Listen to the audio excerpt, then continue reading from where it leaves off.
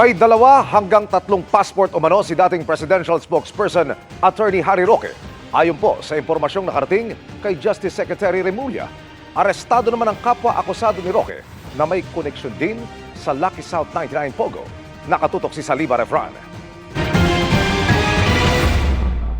Gumugulong na ang pagpapakansela ng pasaporte ni dating presidential spokesperson Attorney Harry Roque. Kasunod dito ng paglabas ng korte ng arrest warrant para sa non-bailable na kasong qualified human trafficking kaugnay ng ni-raid na Lucky South 99 scam hub sa Porac, Pampanga.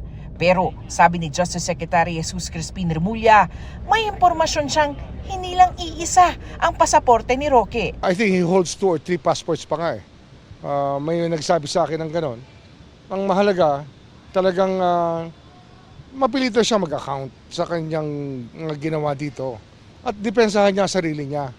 Eh, hindi pa nga nagsisimula ang lahat eh, tinatakasan niya na, di ba? Inaalam na raw kung ano ang mga pasaporte ni Roque at kung paano niya ito nakuha. Pag nakansela ang Philippine passport ni Roque, hindi rin naman daw agad mapoproseso ang pagpapabalik sa kanya sa bansa, lalo't may asylum application siya sa the Netherlands. Depende yan sa grant of asylum kung bibigay sa kanya ng Netherlands. Pero I doubt it kasi Netherlands is one of the countries that goes against human trafficking, which is the charge against Harry Roque. Sa isang pahayag, sinabi ni Roque, ginamit raw niya ang kanyang karapatan para humingi ng asylum para takasan ang umano'y political persecution ng Administrasyong Marcos Jr.